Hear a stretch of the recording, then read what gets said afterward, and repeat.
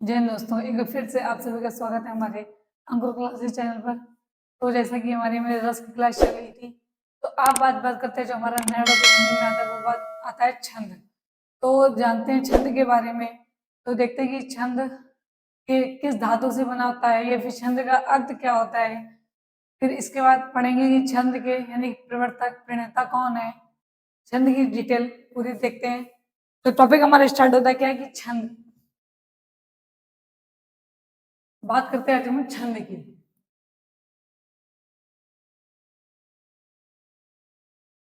छंद। तो छंद टॉपिक हमारा क्या है, छंद। तो पहला पॉइंट जो हमारा ये आता है कि छंद किस धातु से बना होता है। तो हम बताएंगे छंद, पहला कुछ है छंद। छंद शब्द छद धातु से बना होता है। किसी से छद धातु से बना होता है, बना होता है। तो छंद के जो छंद छद छद धातु से बना होता है। अब बात इसका अर्थ क्या होता है।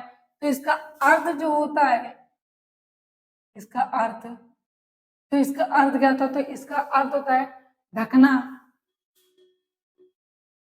ढकना भी।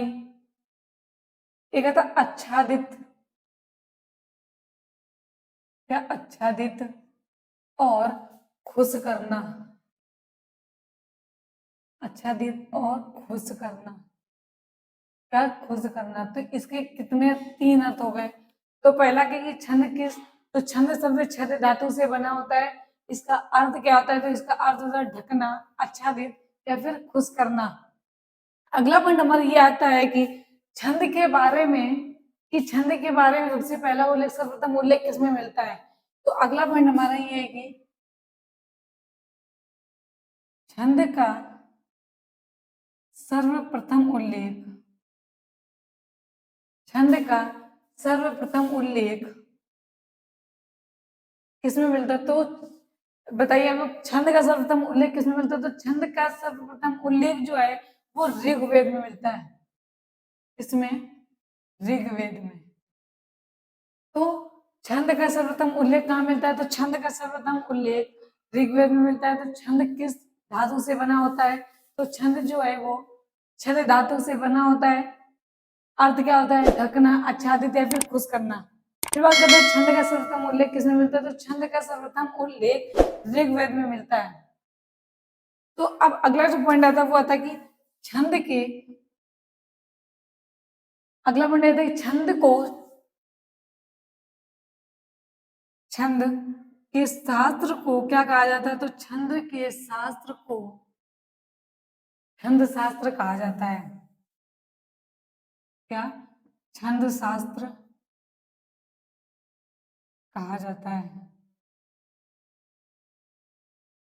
कहा जाता है। तो छंद के शास्त्र को क्या कहा जाता है। तो छंद के शास्त्र को छंद शास्त्र कहा जाता है। अगला पॉइंट नंबर ये बनता है कि छंद के, छंद के प्रणेता, बोले प्रवर्तक या प्रतिपादक, कुछ भी बोल सकते हैं, प्रणेता, प्रवर्तक या प्रतिपादक। तो कौन है, आचार्य पिंगल। आचार्य पिंगल को माना जाता है, आचार्य पिंगल को माना जाता है। आचार्य पिंगल को माना जाता है। तो छंद के प्रतिपादक प्रणेता ही बोले प्रवर्तक कौन है। तो आचार्य पिंगल को मानते। आचार्य पिंगल है कौन, आचार्य पिंगल। तो आचार्य पिंगल जो है वो पाणिनि के छोटे भाई, कौन, पाणिनि के,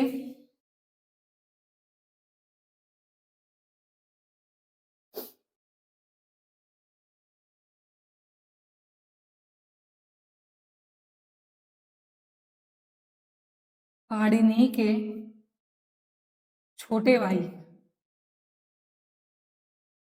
पाणिनि के छोटे भाई। अब पाणिनि की भी एक उसने एक ग्रंथ है, व्याकरण नामक ग्रंथ इनकी एक है। वो कौन सी है। तो पाणिनि के व्याकरण नामक ग्रंथ जो वो अष्टाध्यायी, क्या है, अष्टाध्यायी। अष्टाध्यायी किसकी है? पाणिनि की है। और छंद के प्रवर्तक, प्रणेता या प्रतिपादक कौन है? तो आचार्य पिंगल को माना जाता है। किसके? पाणिनि के छोटे भाई थे। इनका ग्रंथ कौन सा? इनका अष्टाध्यायी नामक ग्रंथ है। अष्टाध्यायी नामक ग्रंथ है। अब बात करते हैं छंद से संबंधित जो ग्रंथ है उनके बारे में। तो अगला पॉइंट हमारा ये बनता है कि छंद संबंधित ग्रंथ, जो छंद से संबंधित ग्रंथ कौन कौन से थे? एक जो मैं बताया छंद के शास्त्र को, क्या? छंद शास्त्र। पहला क्या आता है? छंद शास्त्र। जो दूसरा जो आता है वो हमारा छंद सूत्र। क्या? छंद सूत्र। तो छंद शास्त्र और छंद सूत्र को किसने दिया था? इनके जो प्रतिपादक होंगे वो कौन है? आचार्य पिंगल ही हैं। कौन? आचार्य पिंगल। तो पहला पॉइंट तो ये बनता है कि देखो फिर से रिवाइज कर लेते हैं क्या, कि छंद शब्द किस धातु से बना होता है? तो छंद शब्द छंद धातु से बना होता है। छंद का अर्थ क्या होता है? तो छंद का अर्थ होता है ढकना, आच्छादित करना या फिर खुश करना। छंद का सर्वोत्तम उल्लेख किसमें मिलता है? छंद का सर्वोत्तम जिक्र किसमें मिलता है? तो वो है ऋग्वेद। ऋग्वेद में छंद का सर्वोत्तम उल्लेख मिलता है। अगली बात करते हैं छंद के शास्त्र को क्या कहता है? छंद के शास्त्र को छंद शास्त्र कहा जाता है। इसके प्रतिपादक या प्रवर्तक कौन है? तो आचार्य पिंगल। इसको आचार्य पिंगल को माना जाता है कि कौन थे ये? पाणिनि के छोटे भाई थे। पाणिनि के जो नमक व्याकरण नामक ग्रंथ है वो कौन सी है? अष्टाध्यायी। अगले बात करते हैं छंद से संबंधित ग्रंथ कौन कौन से? छंद शास्त्र और छंद सूत्र। इनको भी किसने दिया था? इनको भी आचार्य पिंगल ने दिया था। अब इतना नोट डाउन कर लीजिए, फिर बताएं छंद की डिफिनेशन।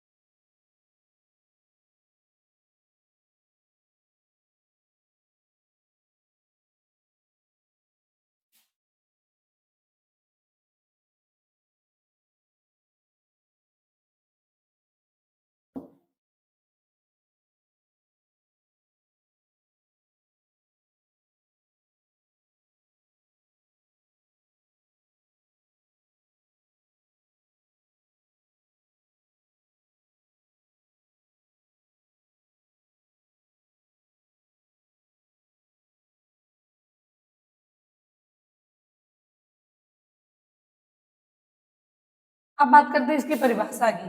तो ये बताओगे कि छंद शब्द किस धातु से बना होता है? तो छंद धातु से। इसका अर्थ क्या होता है? तो ढकना, आच्छादित करना या फिर खुश करना। इसके प्रवर्तक कौन है? तो आचार्य पिंगल है। अब बात करते हैं इसकी परिभाषा की। तो अब पॉइंट आता हमारा कि छंद की परिभाषा क्या थी? छंद की परिभाषा। तो छंद की परिभाषा किसे कहते हैं? जिन रचनाओं में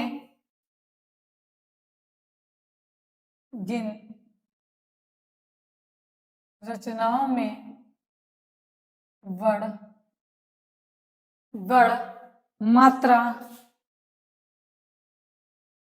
यति मतलब कि विराम, फिर क्या आता है? जिन रचनाओं में वर्ण मात्रा, यति, गति मतलब लय, क्या? गति, लय, तुक आदि का तुक। तो क्या? जिन रचनाओं में वर्ण मात्रा, यति मतलब विराम, गति मतलब लय, तुक आदि पर बल दिया जाए, तुक आदि पर बल दिया जाए,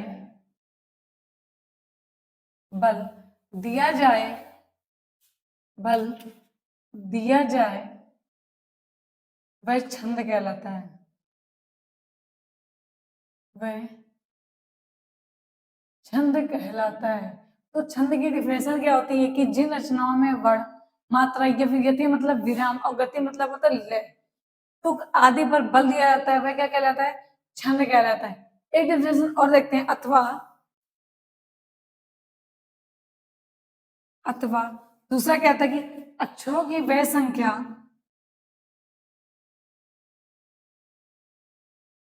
अक्षरों की वह संख्या एवं क्रम, एवं अक्षरों की वह संख्या एवं क्रम, क्रम, मात्रा, गणना तथा क्या, अक्षरों की वह संख्या एवं मात्रा, संख्या एवं क्रम, मात्रा, गणना तथा यति गति से, यति गति से, यति कमा यति गति से, यति गति के नियमों से यति गति से जुड़े, जुड़े नियमों से नियमित,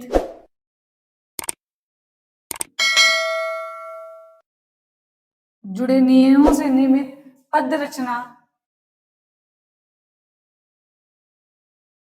पद रचना छंद कहलाती है। क्या? पद रचना छंद कहलाती है। तो पहली डिफिनेशन क्या कहती है कि जिन रचनाओं में वर्ण मात्रा, यति मतलब विराम और गति मतलब होता है लय, तो आदि पर बल दिया जाता है वहां छंद होता है, या फिर वह छंद कहलाता है। दूसरी डिफिनेशन में क्या कहती है? अक्षरों की वह संख्या, क्रम, मात्रा, गणना तथा यति गति से जुड़े नियमों से नियमित पद रचना क्या कहलाती है? छंद कहलाती है। अब अगला पॉइंट हमारे आता है कि छंद के लक्षण। छंद पढ़ लिया, छंद की डिफिनेशन पता हो गई, अब देखते हैं छंद के लक्षण क्या है। तो अगला जो पॉइंट बनता है वो हमारा क्या था? छंद के लक्षण। तो छंद के लक्षण के बारे में जानते हैं। छंद के लक्षण, तो पहला लक्षण क्या कहता है कि पहला आता है कि छंद मानव हृदय की, छंद छंद मानव हृदय की सौंदर्य भावना को जगाता है। छंद मानव हृदय की सौंदर्य भावना को जगाता है, भावना को जगाता है। तो छंद का पहला लक्षण क्या है कि छंद मानव हृदय की सौंदर्य भावना को जगाता है। दूसरा क्या कहता है कि छंद गद्य की सुसक्ता, क्या? सुसक्ता से मुक्त होना है, सुसक्ता से मुक्त होता है, मुक्त होता है। तो अगला पॉइंट ये छंद गद्य की सुसक्ता से मुक्त होता है। तीसरा लक्षण इसका क्या कहता है? तीसरा देखते हैं कि छंदों में, छंदों में भावों की तरलता रहती है, भावों की तरलता रहती है। छंदों में भावों की तरलता रहती है। चौथा लक्षण क्या कहता है कि छंदों का प्रभाव, छंदों का प्रभाव हमारे, छंदों का प्रभाव हमारे हृदय और मन पर स्थायी पड़ता है, हमारे हृदय और मन पर स्थायी पड़ता है, स्थायी पड़ता है। तो चौथा लक्षण का कहते छंदों का प्रभाव और प्रभाव हमारे हृदय और मन दोनों पर कैसे स्थायी पड़ता है। पांचवा लक्षण कहता है कि हर्ष, शोक, प्रेम, घृणा, आवेश, आवेश आदि मानवीय भावों की, आदि मानवीय भावों की, आदि मानवीय भावों की अभिव्यक्ति अभिव्यक्ति का सर्वोत्तम अभिव्यक्ति का सर्वोत्तम साधन सर्वोत्तम साधन तो क्या बोला गया कि हर्ष, शोक, प्रेम, घृणा, आवेश आदि मानवीय भावों के अभिव्यक्ति का सर्वोत्तम साधन छंद को ही माना जाता है। छंद को ही माना जाता है। छंद को ही माना जाता है। तो क्या चला था छंद की परिभाषा? तो क्या बोली गई थी? जिन रचनाओं में वर्ण, मात्रा, यति, विराम, यति मतलब विराम और गति मतलब लय, तुक आदि पर बल दिया जाए वह छंद कहलाता है।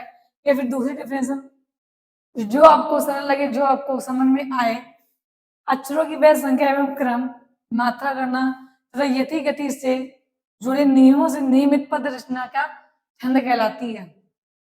छंद के कुछ लक्षण हैं, कौन कौन से? पहला आता है कि छंद मानव हृदय की सौंदर्य भावना को जगाता है। दूसरा कहता है कि छंद गद्य की सुसुकता से मुक्त होता है। तीसरा अक्षर क्या कहते हैं कि छंदों में भावों की तरलता रहती है। छंदों का प्रभाव हमारे हृदय और मन दोनों पर स्थायी होता है। तीसरी बात है, सॉरी, पांचवा जो आता है वो आता है हर्ष, शोक, प्रेम, घृणा, आवेश आदि मानवीय भाव के अभिव्यक्ति सर्वोत्तम साधन छंद को ही माना जाता है। इतना नोट डाउन कर लीजिए, फिर बताएं छंद के तत्व के बारे में।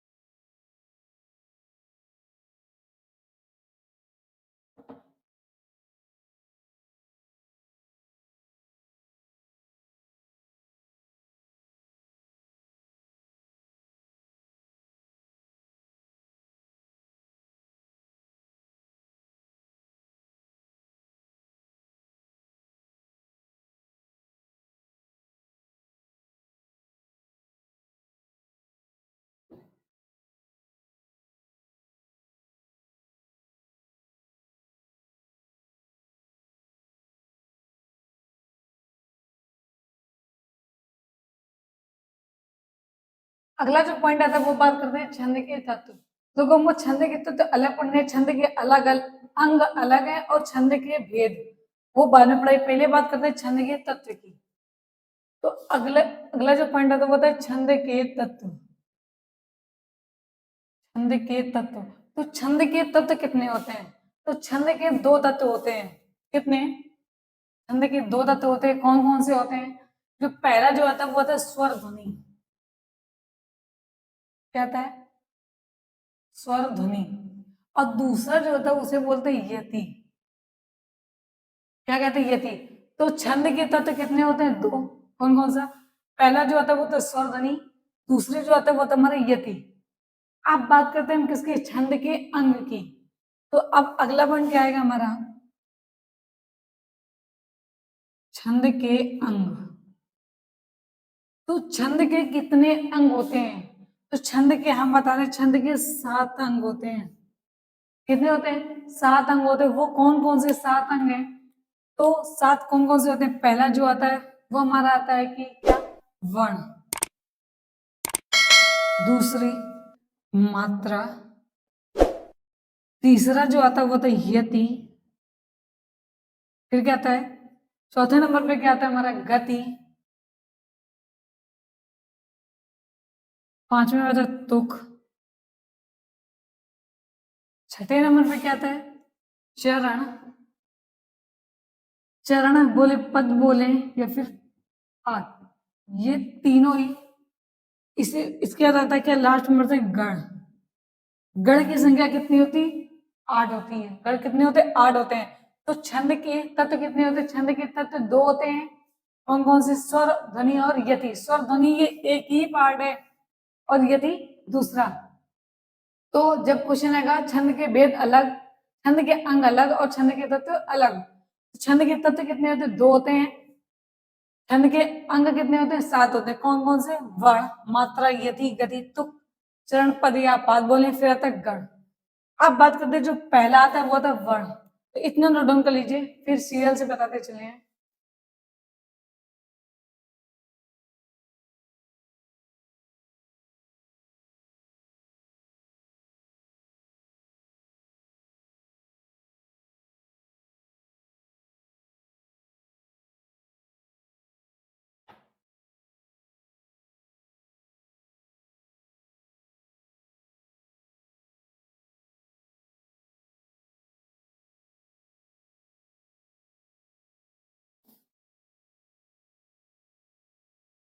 तो अब बात करते हैं किसके? छंद के अंग का जो पहला भेद क्या आता है? वर्ण।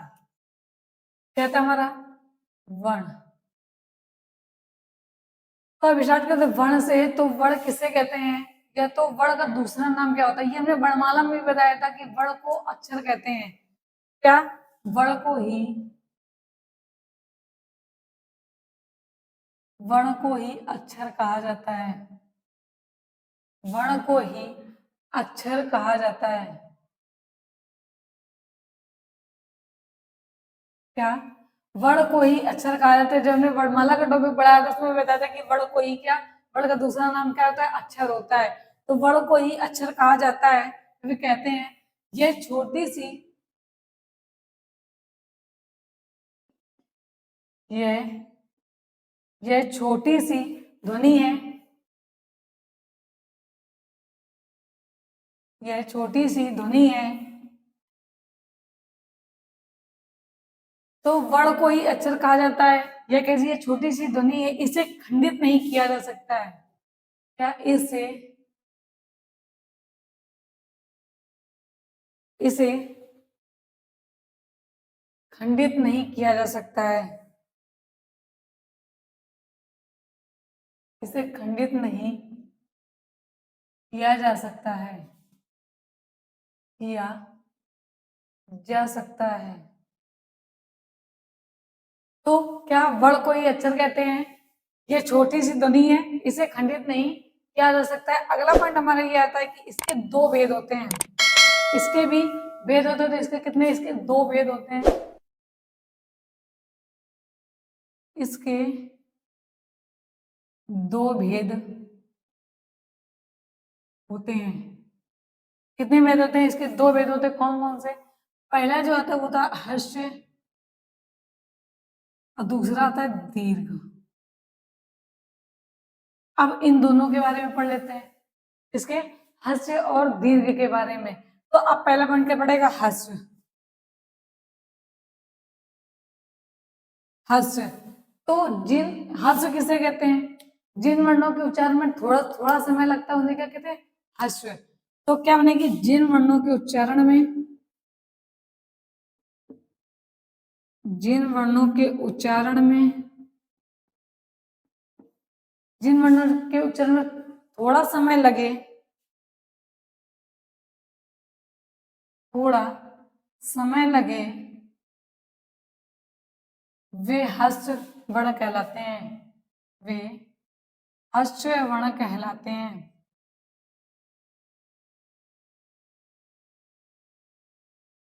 हर्ष वर्ण कहलाते हैं। तो हर्ष किसे? जिन वर्णों के उच्चारण में थोड़ा समय लगता है वे क्या कहलाते हैं? हर्ष वर्ण कहलाते हैं। वो कौन कौन से वर्ण, वो भी देखते हैं। उदाहरण में हमारा क्या आएगा? जैसे आ, ई, उ, ऋषि। अगला क्या आता है? का, की। का हो गया, की हो गया। फिर आता है हमारा क्या? उ और र। इन्हें क्या बोलते हैं? जिन वर्णों के उच्चारण में थोड़ा समय लगता है उन्हें क्या कहते हैं? हर्ष वर्ण कहते हैं। कौन कौन से? आ, ई, उ, ऋषि, का, की, उ और क्र। अब बात करते हैं इसी में अगला पॉइंट एक और आता है क्या, वो भी देखते हैं कि इसकी इसकी एक मात्रा, इसकी एक मात्रा मानी जाती है, वो कौन सी होती है? इसका चिन्ह क्या होता है? इसका चिन्ह क्या होता है? इसका चिन्ह, जो हमारी दो मात्रा होती है छंद में, कौन? लघु गुरु, उसको उनको इसी में पढ़ लेते हैं। तो क्या इसकी एक मात्रा मानी जाती है? कौन सा चिन्ह होता है? वो ये। अब बात करते हैं इसे क्या कहते हैं? लघु कहते हैं। अब तो दूसरा आता वो होता है दीर्घ। क्या? दीर्घ। तो दीर्घ किसे कहते हैं? जिन वर्णों के उच्चारण में हज स्वर से दूना समय लगे। तो क्या? जिन वर्णों के उच्चारण में, जिन वर्णों के उच्चारण में हास्य स्वर से, सॉरी हास्य वर्ण से, हास्य वर्ण से दूना समय लगे, दूना समय लगे, उसे दीर्घ वर्ण कहते हैं। दीर्घ वर्ण कहते हैं। उन्हें क्या कहते हैं? दीर्घ वर्ण कहते हैं। तो क्या हास्य स्वर, जिन वर्णों के उच्चारण में थोड़ा समय लगे वे हास्य वर्ण, और जिन वर्णों के उच्चारण में हास्य वर्ण से क्या दूना समय लगता है उन्हें क्या कहते हैं? दीर्घ वर्ण कहते हैं। जैसे एग्जाम्पल में क्या कहलाते हैं? एग्जाम्पल में मैंने क्या किया? जैसे आ गया आ, ई, उ, ए, ए, ओ, हो गया आओ, और का। फिर क्या आता है? ई, उ, कै, कै, आदि शब्द आते हैं। आदि इनके अंदर क्या करते हैं? ये दीर्घ स्वर है।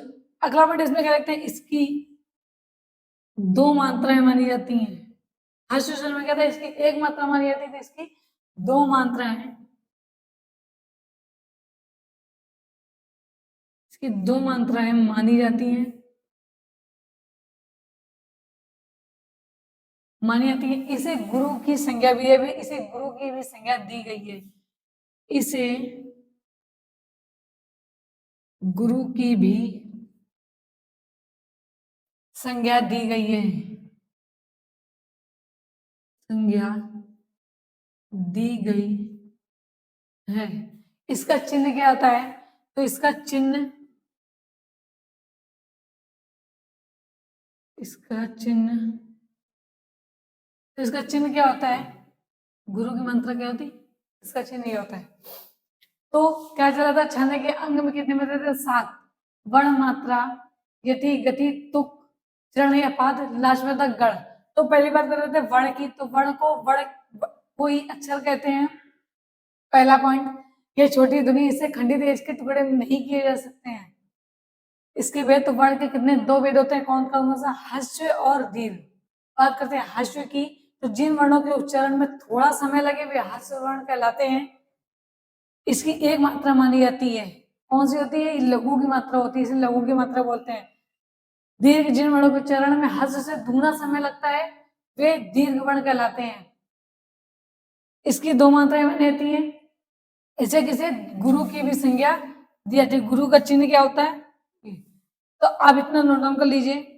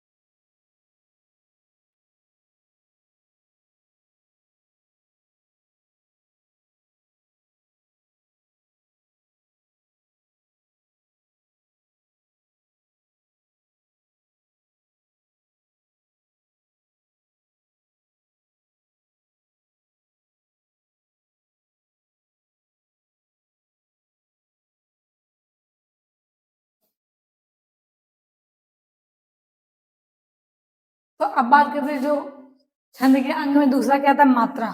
तो अब बात करते हैं मात्रा की। मात्रा की, तो मात्रा की डिफरेंस है, मात्रा किसे कहते हैं, तो जिस स्वर के उच्चारण में जितना समय लगता है उसे क्या कहते हैं, मात्रा कहते हैं। सरल सी सीधी सी डिफिनेशन है कि किसी स्वर के उच्चारण में जितना समय लगता है उसे मात्रा कहते हैं। तो लिखते हैं कि किसी स्वर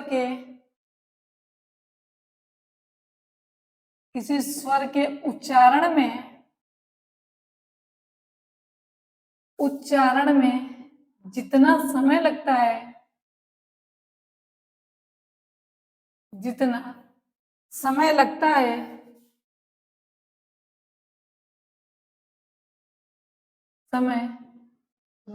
है उसे मात्रा कहते हैं, उसे मात्रा कहते हैं।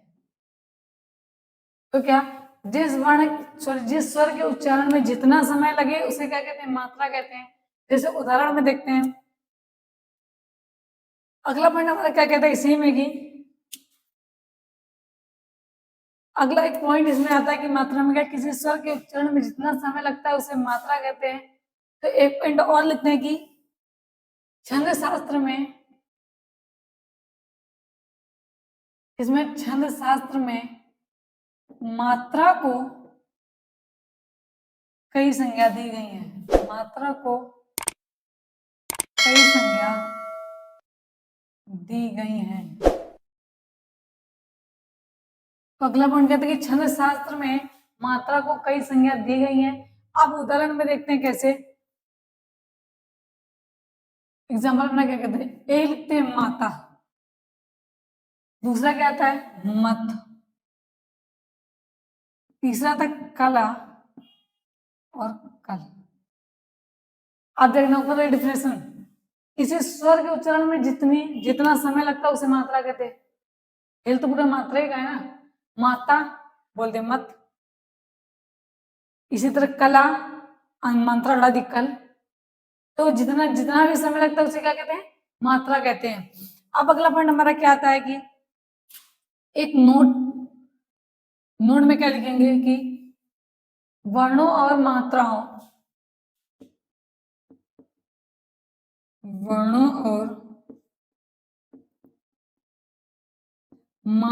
की गिनती,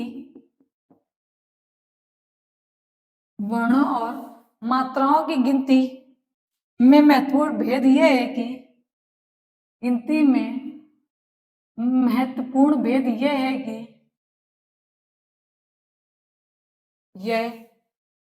है कि क्या कि वर्ण और मात्राओं की गिनती में महत्वपूर्ण भेद यह है कि वर्ण क्या, तो वर्ण क्या होते हैं, वर्ण होते हैं सस्वर अक्षर, वर्ण सस्वर अक्षर, सस्वर अक्षर को और सस्वर अक्षर को और मात्रा सिर्फ स्वर को कहते हैं। किसे, सिर्फ स्वर को कहते हैं।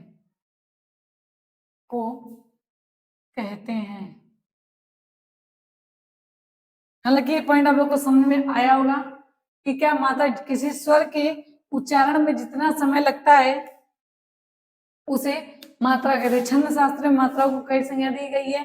आप एग्जाम्पल से पता लगा सकते हैं कि अगर मात्रा लगी तो उनको ज्यादा समय लग रहा बोलने में, नहीं लगी है तो कम। माता मत कला कल। नोट में हमने क्या लिखा है, नोट ये कहता है कि वर्ण और मात्राओं की गिनती में महत्वपूर्ण भेद क्या है कि यह कि वर्ण जो है वो सस और अक्षर को और मात्रा सिर्फ स्वर को ही कहते हैं।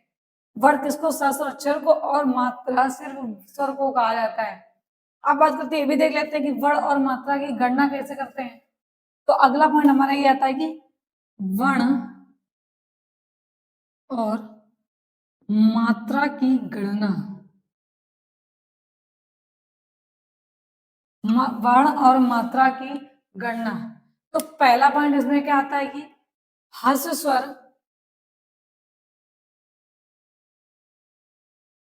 स्वर वाले स्वर वाले वर्ण, तो हर्ष स्वर वाले वर्ण को क्या एक मात्रिक या एक वर्णिक स्वर भी बोला जाता है? क्या एक मात्रिक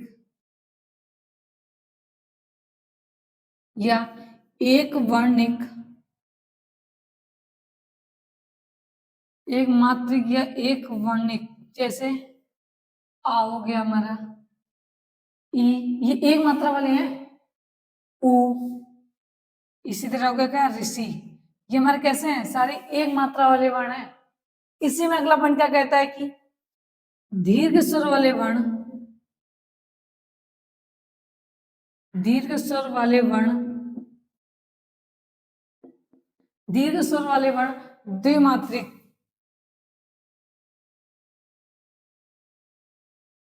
द्विमात्रिक, इनमें कौन कौन से आएंगे? आ, ई, उ, ए, ओ और औ। ये कैसे होती है? ये द्विमात्रिक स्वर होते हैं हमारे। तो वर्ण और मात्रा की गणना कैसे? हास्य स्वर वाले वर्ण तो एक मात्रिक यानी एक वर्णिक, दीर्घ स्वर वाले वर्ण तो द्विमात्रिक। अब इतना नोट डाउन कर लीजिए, फिर बताएं वर्ण और मात्रा की गणना कितने वर्ण में कितनी मात्राएं, इतना नोट डाउन कर लीजिए।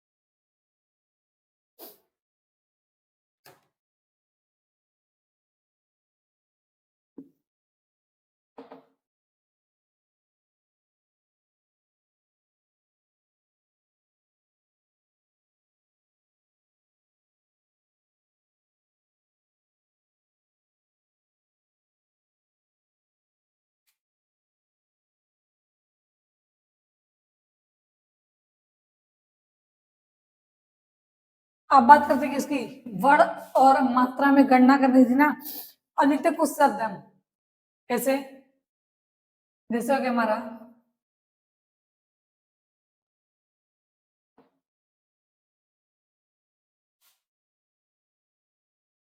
मुंह, क, वो, ई, मुंह क होई, वा चाल, वा चा, ल, पा क्या, पा, गु, तो मुंह, दूसरा के का होई, वा चा, पा, गु, चा,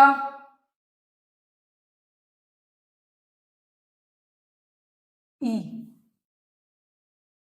गी, री, क्या, गी हो गया, री हो गया, इसके बाद हमारा क्या आता है? व,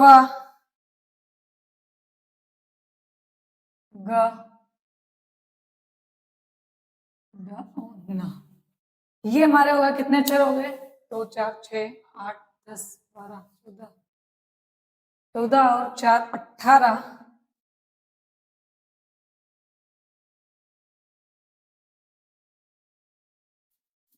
यहाँ होगा हमारा ट, ग, ह, न।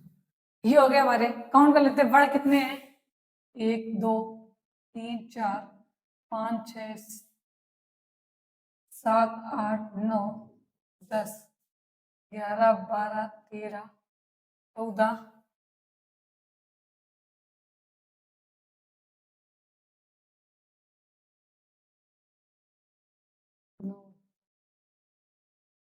11 12 13 14 15 16 17 18 और 19। वर्ण की संख्या हमारे पास कितनी है? वर्ण हो गए 19। अब इनकी मात्राएं देखते हैं, मात्राएं लिखते हैं। तो यहाँ हमारे कौन सा आएगा? यहाँ हमारी कौन सी गई? गुरु, फिर लघु, फिर गुरु, फिर हमारी क्या आएगी? लघु, फिर क्या आएंगे हमारे गुरु, गुरु लघु, इसे क्या गुरु, फिर आएगी क्या लघु, फिर हमारी लघु लघु लघु, फिर लघु आएगी हमारी, हमारी क्या आएगी, ये सारे कैसे हमारे लघु तो है ना।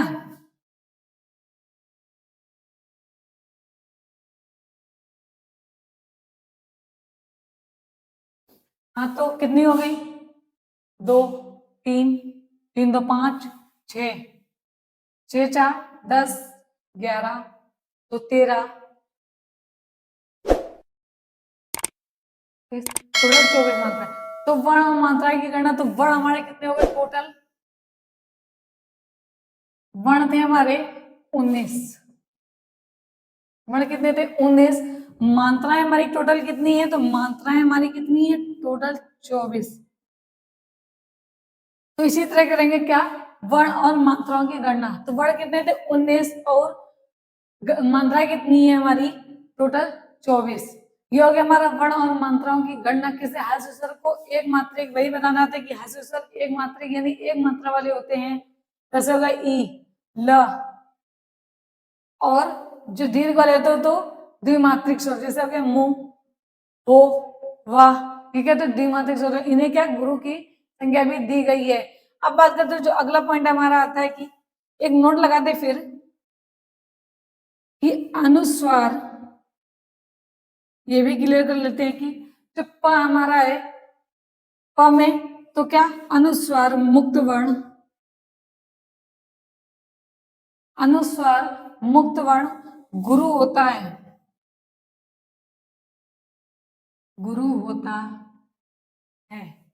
तो अनुस्वार मुक्त वर्ण कैसे होता है, गुरु होता है, कैसे, कौन कौन, जैसे हमारा ये था इसमें प, ये हमारा गुरु होता है। उदाहरण में क्या आएगा, जैसे प आ गया हमारा, ये शब्द अगर कहीं भी आ जाए तो ये हमारे लघु में नहीं जोड़े जाएंगे, ये इनकी मात्रा हमेशा गुरु में जुड़ेंगी। तो अनुसार वाले वर्ण कैसे होते हैं, गुरु होते हैं, गुरु की मात्रा लगती है ना कि लघु की लगती है। तो आई होप इतना समझ में आ गया कि वर्ण और मात्रा की गणना कैसे कर सकते हैं। तो जो भी वर्ण होंगे, तो अब ये भी समझना कि मुक्त वर्ण, अनुस्वार जो मुक्त वर्ण होते हैं उनमें गुरु काउंट होता है ना कि लघु। आगे देखते हैं, जो तीसरे नंबर पे हमारा क्या था, यति, वर्ण हो गया, मात्रा हो गया। अब बात करते हैं यति की। तो यति किसे कहते हैं, तो छंद को पढ़ते समय, लिखते हुए चलते हैं कि छंद को पढ़ते समय, छंद को पढ़ते समय कई स्थानों पर, कई स्थानों पर विराम लेना पड़ता है, क्या विराम लेना पड़ता है, विराम लेना पड़ता है। उन्हीं विराम स्थलों को, उन्हीं विराम स्थलों को यति कहते हैं, क्या उन्हीं विराम स्थलों को यति कहते हैं। तो हमने पहले डेफिनेशन में लगाया था यति का अर्थ क्या होता है, विराम। जब छंद की डेफिनेशन लगवाई थी उसमें बताया था यति का अर्थ विराम। तो क्या छंद को पढ़ते समय कई स्थानों पर जो विराम लेना पड़ता है, उस विराम स्थलों को क्या कहते हैं, यति कहते हैं। जैसे एक और डेफिनेशन से लिखते हैं कि वर्णों, सॉरी, इसका अर्थ क्या होता है, अच्छा देखते हैं। यति विराम तो क्या हुआ, ठहराओ, इसका चिन्ह क्या लगता है, तो अल्प विराम का चिन्ह, क्या अल्प विराम, अल्प विराम, अल्प विराम का चीज ये इसे बोलते क्या, कॉमा। तो इसे क्या कहते हैं, यति। छंद को पढ़ते समय के स्थानों पर जो विराम लेना पड़ता है उन्हीं विराम स्थलों को यति कहते हैं। अर्थ ठहराओ या फिर अल्प विराम, चिन्ह हमारा यति का क्या होता है, जो कॉमा होता है इसे यति बोलते हैं। अब इन्हें नोट डाउन कर लीजिए, फिर बताएं गति के बारे में।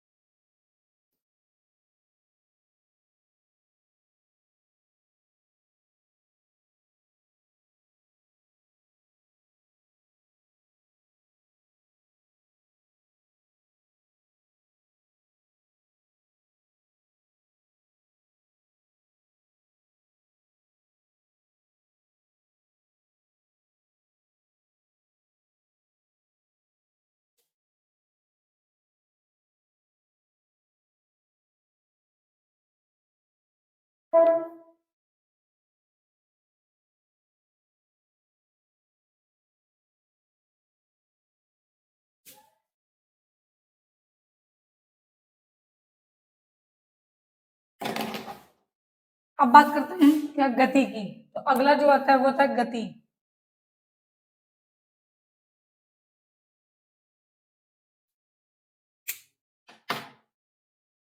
तो गति किसे कहते हैं ये भी देख लेते हैं। यति क्या, पढ़ते समय जब कोई विराम आता है उस विराम स्थल को यति कहा जाता है। अब बात करते हैं गति की।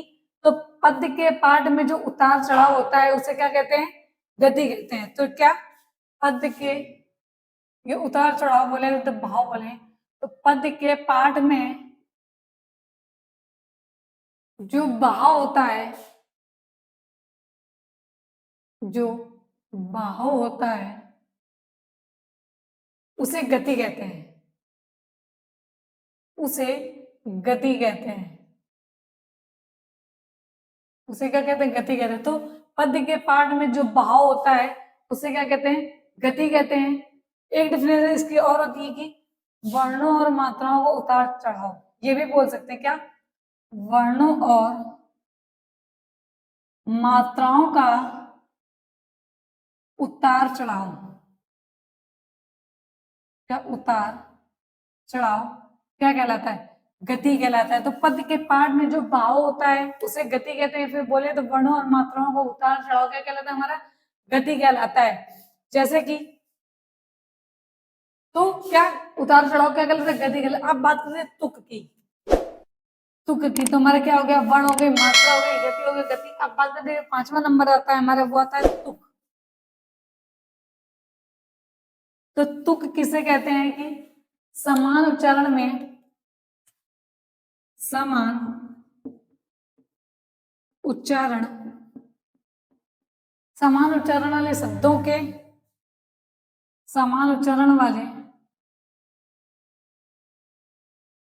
शब्दों के, शब्दों के प्रयोग को तुक कहते हैं, तुक कहते हैं। क्या समान उच्चारण वाले शब्दों के प्रयोग को तुक कहते हैं। आप लोगों को समझ में आ रहा है, इतनी सरल डेफिनेशन लिखवा रहे हैं कि एक ही बार अगर कॉन्सेप्ट समझेंगे तो समझ में आ जाएगा कि पद के पाठ में जो भाव होता है उसे गति कहते हैं। यति जब वाक्य को पढ़ते समय जहां विराम होता है उसी विराम स्थल को यति कहते हैं। और तुक समान उच्चारण वाले शब्दों में प्रयोग को तुक कहते हैं। ये दो प्रकार के होते हैं, तुक दो प्रकार के होते हैं, तुक दो प्रकार के होते हैं। कौन कौन से, एक आता है तुकांत, क्या था तुकांत। दूसरा जो होता है वो आतुकांत, दूसरा क्या होता है, आतुकांत।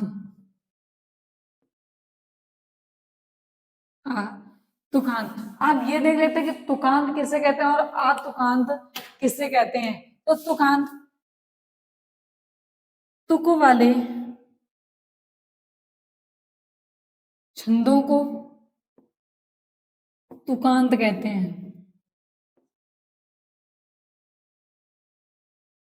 तुक वाले छंदों को तुकांत कहते हैं। और तुकांत किसे कहते हैं, तो तुकहीन छंदों को क्या, कि तुकहीन, तुकहीन छंदों को, तुकहीन छंदों को आतुकांत कहते हैं। क्या कहते हैं, आतुकांत कहते हैं। तो तुकांत किसे कहते हैं, तुक वाले सब छंदों को तुकांत, और आतुक वाले शब्दों को, मतलब तुकहीन जिससे तुकहीन शब्द होते हैं उन्हें कहते हैं आतुकांत कहते हैं। अब इन्हें नोट डाउन कर लीजिए। फिर बात करते हैं किसी चरण या पद की।